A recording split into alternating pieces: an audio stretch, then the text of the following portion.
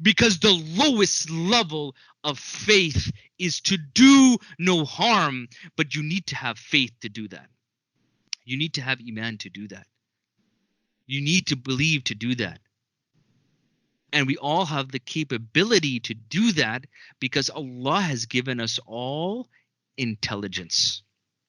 No, I'm not worried at all. I rely on God, Allah. That's why if you look at the lowest level, okay, the lowest level of iman, okay, if we look at the hadith of Prophet Muhammad sallallahu alaihi wasallam, he says faith is 70 or 60 odd branches. The most virtuous of them is the statement, there is none worthy of worship but Allah. The lowest of them is removing something harmful from the path. And haya, modesty, is a part of iman, is a part of faith. The lowest level of intelligence, lowest level of faith, is to do no harm. You know, what is the Hippocratic oath that all medical doctors do, that all medical doctors say and ascribe to? Do no harm. Do no harm. The minimal thing in any job that you have should be, if you have intelligence, is to do no harm, even if you were a police officer. That's the minimal thing. How can you say I'm there to protect the citizens of my community, of my city, of my nation, and I put them through harm? I am the cause of their harm. If only, that's why the message of Islam needs to go far and wide. The message of Islam needs to go to the four corners of the earth, because it would prevent stupidity. It would prevent self-destruction. It would prevent self-destruction and self-annihilation of the individual and of communities of society. Because the lowest level of faith is to do no harm, but you need to have faith to do that. You need to have iman to do that. You need to believe to do that. And we all have the capability to do that because Allah has given us all intelligence.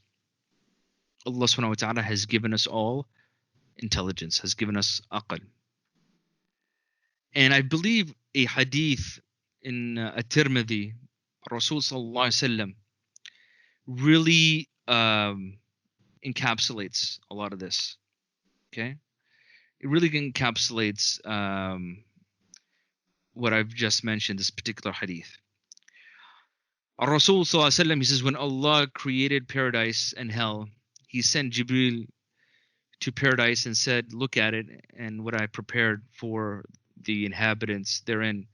And so Jibril, he looked at Jannah and he said that I don't think anybody that hears about Jannah is not going to enter it. And then Allah had Jannah surrounded by difficult things, paradise surrounded by difficult things. And he says to Jibril alayhi salam again to look at it. And he went back and he said what it was surrounded with difficult things. And he said, I'm afraid that no one will enter it. When they see it, that no one will enter it. And then similarly, Allah subhanahu wa ta'ala told Jibril alayhi salam to look at hellfire. And Jibril alayhi salam, when he saw hellfire, he said that I don't think anybody who comes to know about hellfire will enter into hellfire. And then Allah subhanahu wa ta'ala had it surrounded by all these types of desires.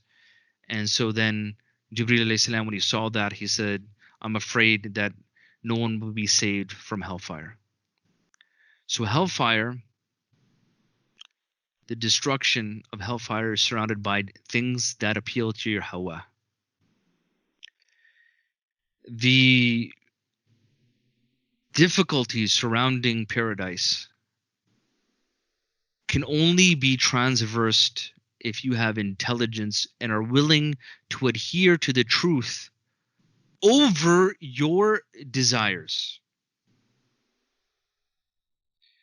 So if we think about it, if we try to break it down, knowledge is to know that fire is harmful and surrounded by seduction. Aql, intelligence, is to not throw yourself into that destruction. There's a difference between knowing and acting upon that ilm. There's a difference between reining in your desires and following the truth.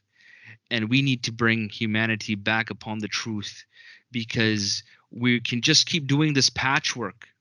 We can just try to keep up with, come up with nice sounding things.